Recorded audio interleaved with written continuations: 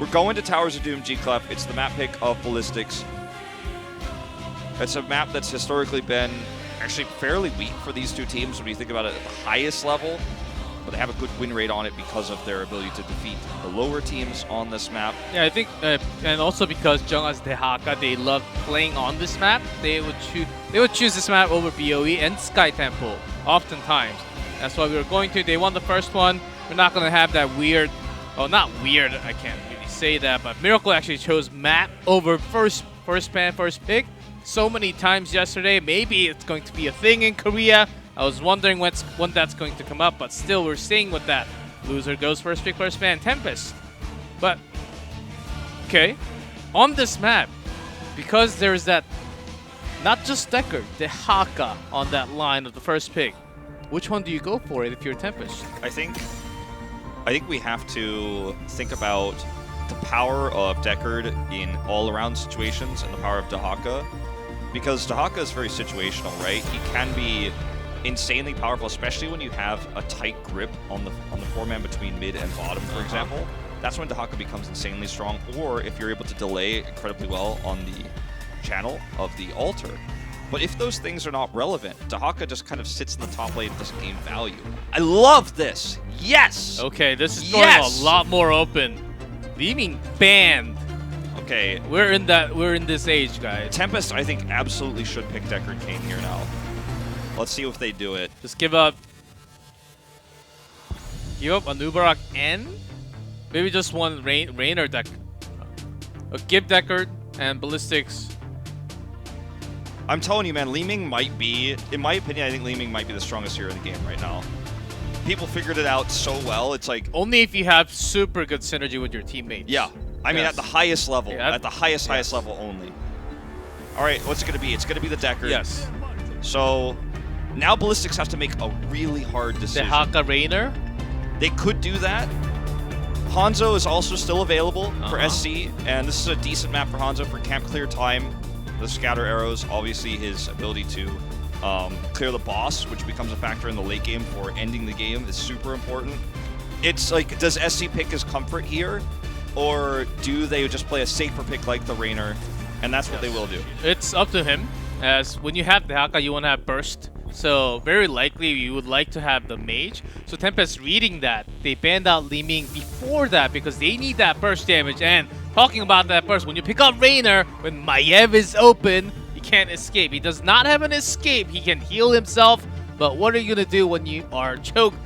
It's very intelligent here, the drafting from Tempest. They've clearly thought one step ahead with both the Li Ming ban to leave the Maiev open, knowing the proclivity for Jungha specifically to run this map, the Dehaka. Yes. So kind of everything, all the picture you painted before kind of came true. We watched it unfold in front of our eyes. We'll see Jaina ban. It's been a very recent common follow-up with Maiev, and usually on BOE, but I've seen it on this map before as well. I think Ballistix is fishing for something here, but I'm not entirely sure what it will be. It may be that they want the Karazin pick here for that extra burst. That's something that Tempest, I think, definitely could ban. I'll take the Garrosh instead. Could Jaina been a little surprising. I was thinking that they would love to pick up their own mage. Maybe not this time. Maybe they'll just go standard. Along with SDE's mage, which is go down oftentimes, but I don't think we're going to see it on this map. You know what? Praxis was open, but we're on TOD. You know what I would love to see here from Ballistix is Junkrat. Take it away from the Maiev and the Deckard. Control the shrines by delay with the Junkrat. You have so much you can work with that. You can knock someone into a tongue grab. There's a lot of different ways to use Junkrat on this map. I think that may be where SDE goes with this. It's not one of his big picks. Oh, Tempest can steal that away too. Yeah, now it's too late because they took the Malfurion and the Muradin, so I think there's a very high chance that Junkrat will go away. Phoenix is still a great option here, though. Yeah, good for poking. To stop the channeling on the altars, just like the Spider Queens. Hanzo with Zeratul. So solo lane Zeratul, very risky. We've seen this be one of the more hit or miss styles in Korea, and pretty much exclusively Korea. No one else is really trying this. Junkrat's much more difficult to pull off, I think, now. They might look for something safer like the Phoenix again. This time it would be SDE on the Phoenix with Raynor played by SC. Okay, here we go, triple tank. Well, you get triple DPS on one side, so you get the triple tank on the other. Well, I asked the question, how can you escape from the choke when you have Bunker plus 2 others trying to save you all day? I guess you can do it. SCSE has been known as the only one that played Vala, and everyone else basically tried to protect him all day. Maybe they will have a similar style here. This is very much all on SC to carry the fight with consistent DPS. We saw something very similar from Miracle just last week on Infernal Shrines. Let me stated that seeing stuff like this almost never happens in Korea. Almost never. Like, this has happened 3 times this year. Okay, we're getting very close to BlizzCon qualifiers, right? 3 times this year has this happened. This is the 3rd time, and it's on both teams. Both teams running a draft that kind of breaks the rules of the 2-2-1. So kind of crazy here. This is actually a little bit out of the box. It's going to be, I think, very difficult for Lockdown's Zeratul to really pop off. And of all the flex players who've been famous for Zeratul, like, Lockdown is not one of them, actually. He's not like Tist, Rich, SC. He was never a famed Zeratul player. He's never really shown that much Zeratul, so how he plays it here, I have questions about how effective this is going to be. Well, we'll have to see. His Zeratul can be questioned, but he has always played that melee assassin role since a long time ago. Yeah. And he's oftentimes actually better on it compared to the regular ones we see in the solo lane. He was the original OG Judgment Tyrael. You know, he's played Sonya, he's played the Xerath before, but was never known for it. Very well played there by Hooligan, walking in and then getting out perfectly timed there, not getting pulled and avoiding the Scroll of Sealing. It got me feeling a little bit better on that Hanzo as well. Scrolling over, looking for possible ways to poke more, forcing out at least a fountain drink there. But he's a Muradin, so getting that trade value will be okay. So this matchup, Lockdown cannot, as a Zeratul, you want to roam. You want to roam a little bit at least to the mid lane or something, but because Dehaka can wave clear so fast, you cannot actually leave the lane, or else you will be mixing experience. You can't actually put anybody up there as a substitute either. Everyone will be destroyed by Dehaka on their list. And so we don't really use this term, and Heroes of the Storm, it's another MOBAs, the term jungler. But Zeratul, ideally in this situation, would like to operate as a jungler, rotate around, take camps, clear top wave. Are we talking about Illidan? Sort of. But in this case, he just kind of has to babysit the lane. He's basically a team fight bot. Like, he has no other relevance in this. If he is able to trade favorably against Dehaka, which if you look at the top of the screen and look at Dehaka's health bar, you can see that he has in fact done, which is a huge win, then he can roam. But only in those moments. And this is the sign of a good Zeratul player, is to be able to trade up in that 1v1, which is not even really necessarily a favorable matchup for the Zeratul. But in the second game, Tempest, they have some tools. They can change the entire team fight. They can have the VP. Look at that massive CC controlled, even the tether onto Jungha. But no one was able to lock that jet propulsion. Yeah. A little bit questioning there. I think with that block, they might have been able to get a kill. Yeah, very true. And that would have been huge, because Zeratul is doing quite a good job of holding his own up there in the top lane. You can see every time a wave is cleared, both top laners will make a pass at going mid, see what they can accomplish, then we'll just wait for the mini wave and come back. Highly recommend in your solo queue games that you guys do this as well if you're playing as a top laner, because otherwise you're kind of wasting, potentially, like, you could die and you're also wasting time, because doing a little bit of damage to a cannon tower is insignificant compared to... I'm just waiting for the day, because whenever we see solo top lane Irel, everyone says, oh, no one can beat Irel in top solo lane, in terms of scene is now crazy. Well, Malthel can. Well, play variant. If you split that blade, you can win lane. Really you win hard. the lane, but you lose the game. So I personally would not recommend. Look at this setup now, though. This is actually really good for Ballistix. They actually have total control of this right now because they have Dehaka as well, who's a global. Zeratul's stuck in the mid lane trying to get a little bit of extra soak, but Dehaka can hit top, rotate mid if he wants to, then brush stock in, can do some damage to the cannon towers. This is Ballistix in full control because of that Dehaka pick. And they have, you know, Raynor, who can just sit down here, hit the lane, and then come back up. They can clear both of these lanes very quickly. Even Muradin feels comfortable enough, like Hooligan's going mid right now, and Tempest is losing experience, and they're not gaining anything else. This is a big problem. Tempest is going to have to make a tough decision soon. Do we send Zeratul down? Do we give this up? Because Dehaka will be coming. And Lockdown make a choice to actually to not get the extra wave. And he thinks he's coming down, but he's actually going up again. So okay, he's coming down now. They're looking for this with the scroll ceiling. Perfect charge, and Sign is so dead. No way out of this one. That's how you use the Dehaka rotation. Zeratul just can't be here fast enough. At least he realizes this and is able to sneak the channel. That's a big win for Tempest. In fact, maybe even bigger than the kill itself. yeah, because of that, they want to get more. Looking on to good, but Spirits Away, that's an easy one. And Zeratul actually came down the moment we saw the rotation from Ballistix. That was a smart move by Lockdown. Great call of going bad after the initial engage on the borrow charge. These two teams is understanding the rotation so well of each other. Yeah. They're actually invading this. Zeratul's so far away. Dehaka is nearby. Dehaka's slowly coming down. SC is caught. He's caught. Good is going to go down, but SC is going to survive through this. Does get the healing coming through from Magi, who actually may want to consider healing himself. Blown up by the W here. The Void Spike coming through.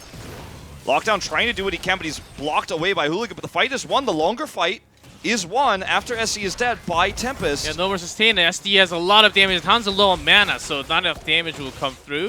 SDE, he knows that he's not going to survive for such a long time, but at least he can buy some time here. Yeah, he can buy some time for the respawns to come through.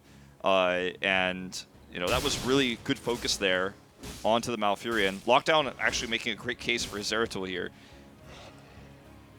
Starting to see some more variety in the meta. Just saying, 3 bans are pretty good for the game.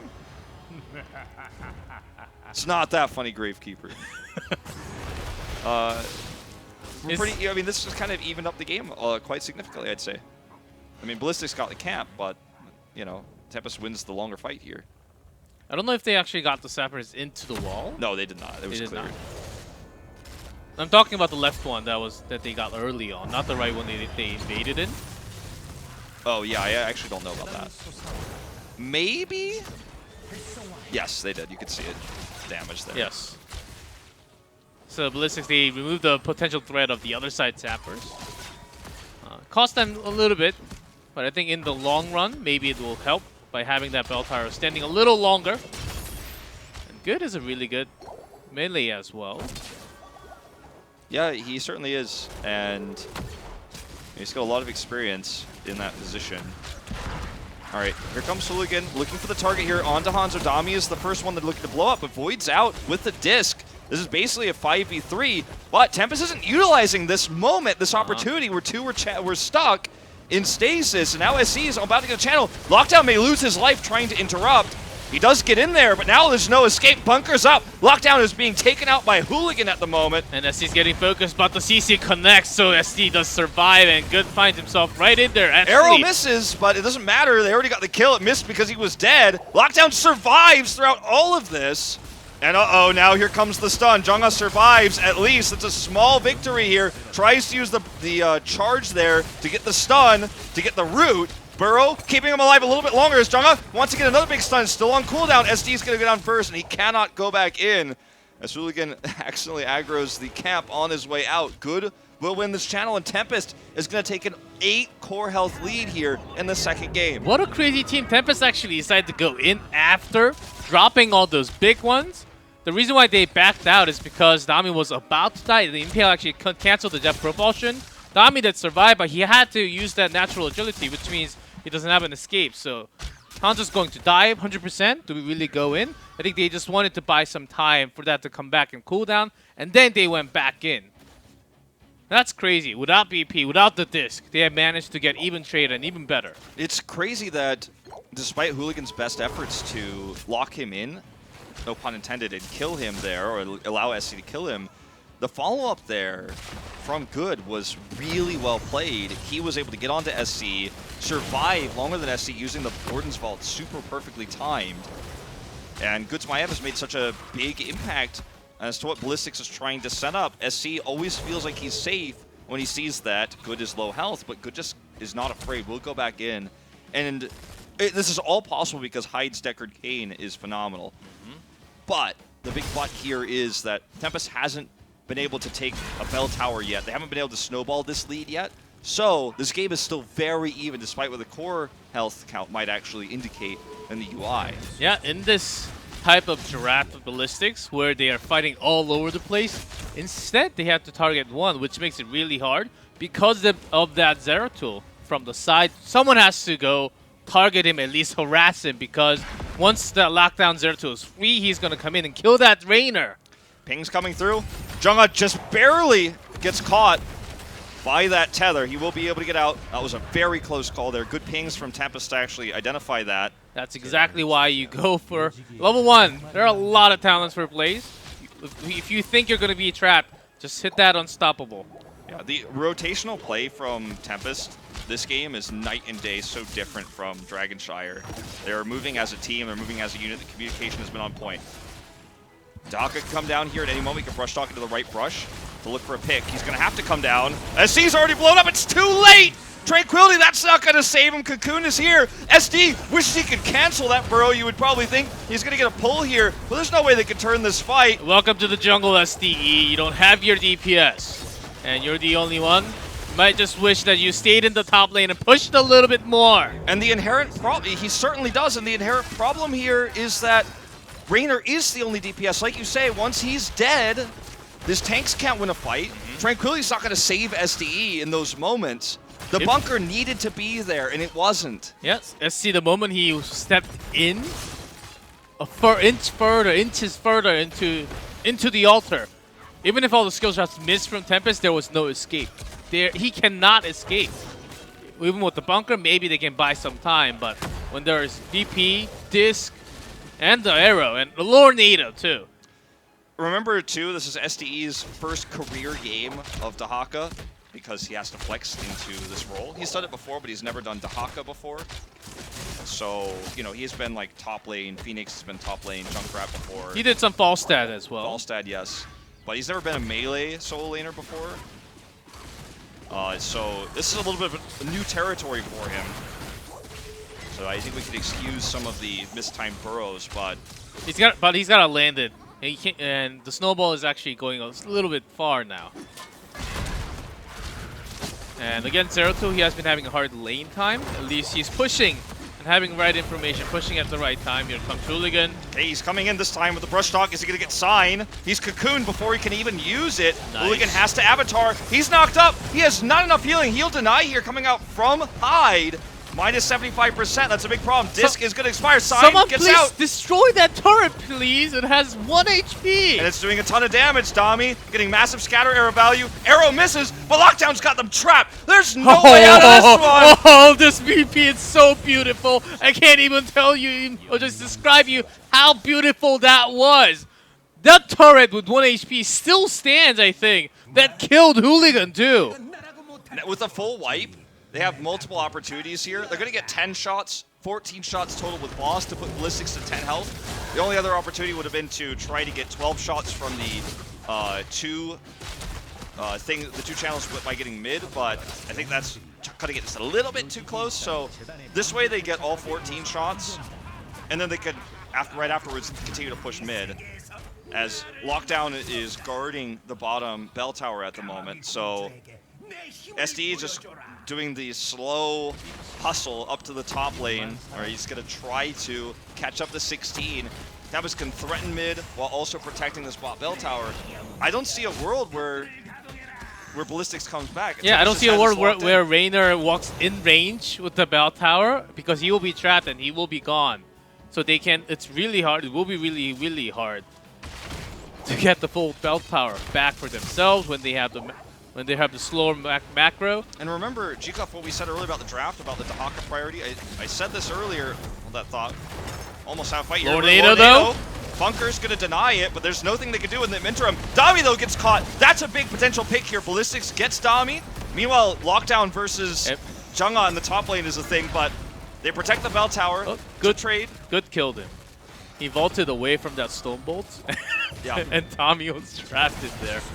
Well, does happen when you have 2 DPS lined up like that. It's a trade that Ballistix will take. I mean, it's not even a 1-for-1 trade. It's a kill, and it will actually get them the bell tower back. I should say it's a pick, not a trade, that they appreciate here. What I was going to say, though, right before that fight is, we talked about Dahaka in the draft. Normally, Dahaka, you feel like so good if the pressure in the 4-man is controlled by you, but this game it has not been, so Dahaka's been mostly worthless. They regain control now. Look at this! A drag. That's Perfect gonna be a connect. kill. Void not going to save him. Going to look really funny for a second. They might be able to follow this up All with the scroll bugs ceiling. in there. Pushes out Missed. Zeratul. That's all he does. They do get the altar though, so they That's are going huge. close to that lethal range. They certainly are. And Dahaka getting some more value finally for the first time in a long time after that pick onto Dami in the bot lane. SD going to get this channel, but it's, again, they've got a long way to go before they can catch up. They're 22 behind at the moment. Tempest, not as far ahead in experience as they were before, so Ballistix no longer as concerned about the 20. They're more concerned about the next altar phase right before 20, as that Cannon Tower's still alive somehow. By the way, If they brought Muradin them, yeah. leading hero damage over Raynor. Reina can't get into position. And Jungha actually does not stay with SC too much, or he's trapped in the VP. So all these tools that Tempest actually traps, just kills all the defensive tools that Ballistix have to save SC. They picked up all those heroes for less of a reason, because all the disc, VP, even Lornado threatening to get a kill onto Blaze, so he has to use the bunker, which means SC can't get it. Ooh, once again. So does he have drag? I don't think so. Ooh, he has to use his burrow, and now Lockdown's going to turn this around. SDE. He used all of his stacks as well. That was a bit of a mistake. That actually could cost, literally could cost Ballistix this game. Oh no, look at the fight here as well. Hula gets pulled away, Lockdown's low, but then the longer fight, Tempest wins, his Void's up, preventing them from getting in the bunker. Lockdown does get blown up here now though, and it's going to be a 1-for-1 trade. Hyde gets caught away from this bell tower. Tranquility trying to keep them healed up as they continue to chase. Bolt has been used. Stormbolt does not connect. And it's still the 1-for-1 trade. Ballistix can have the faster respawn here. And Tempest will keep this bell tower alive. Close call here, though, for Ballistix. I cannot believe they had the courage, the best way to describe it, to continue to do that fight after Dahaka was dead. Still got the kill. Dahaka dead, and Raynor was cocooned when they dove in. 5v3 for a moment, but they have managed to get the time. Hold on a second as Hooligan again trapped here a little bit. He wants to make an engage, but Hanzo escapes. Yeah, he wanted to catch good there with the stun, the Dwarf Toss there, and then get the tongue grab, but good actually, or excuse me, Dami went the other way. This will interrupt the channel. Another delay. And Sonic. Nice arrow here. He has scatter as well. We're gonna see an E first, yeah. 1 second till Lockdown's back. They can just deny this for one more moment. They're about to have Lornado. That's very terrifying. Lornado is going to be able to pull someone in. Look at Sign's positioning. Look at Sign. Uh-oh. Lockdown's back. Jungha's jumped on here. He is going to use the bunker, but it's not much you can do after that. No peel here from Hooligan because the disc was used. Bunker's done. Jungha barely survives, but no! They go in on him. Dami Scatter is going to get the final kill here. Or final blow, excuse me. Raynor trades it back one. And look at all the damage Dami's doing onto Hooligan here. Lockdown gets away. Oh, there's the follow-up. The Void! He's got so low health. He does get taken out as it is canceled. And Tempest will win this fight. That's going to put the game in their hands. The boss is available. That should be GG. Hooligan escapes with his life. But Ballistix will lose this map. And Tempest is going to tie it up. I want to see the damage onto the Hanzo. Has blown up Malfurion with 40% HP with one scatter. And the headshot on the face, getting the kill with the Dragon's Arrow. Dami, compared to game 1, he has played an absolute monster Hanzo in game number 2. And Hooligan, he's just here getting extra stack, but he can't stop it. He likes to think he could try, but it's not going to be the case. Tempest ties us up 1-1. 3-0 in HGC Korea, it's over. It's a thing of the past. We got good series only now, G-Clef. Yes. Back 1-1. After game 1, we thought Ballistix, they have a great control. But Tempest, they actually got the lead. And that's why you first ban first pick for Ben Leeming. Force that Dahaka rotation. And make a weird one because you take an Uberock You force them into a zone where you can have a mage. Look at Lockdown's damage compared to Dami. He doesn't do much damage, but the impact he makes and his ability to finish, Zeratul operates in a way like a mage because he can get those finishing blows. He is so mobile. He draws a lot of aggro, and he is able to get those finishing blows and help do that extra little bit of damage to kill SC. That's why Zeratul is valuable. Not no you guy in the Hero League who's like, well, look at Zero's damage. Like, he has 3 deaths. That will like, be what's one of going the on? that will be one of the games after we see the stats. First of all, I'm gonna report Raynor, and then say, I told you I wanted to play DPS. I mean, more damage. He was hitting those Qs and he was getting a lot of stacks. And obviously, you mentioned the most important thing of all is with this comp, with triple DPS, Maiev, and the Zeratul on top of the Hanzo, you just can't get in a position to do damage as Raynor. You mentioned it earlier. It's so true. It's not his fault. In fact, he's correct that he's staying that safe behind. He's actually not trying to do that extra damage. He's actually doing the right thing. But that means that when these two comps collided, the bunker wasn't there most of the time or it was used too early, so they ended up losing the fights. We've got a 1-1 series on our hands, guys. We're going to come back with game number 3 after a very short break.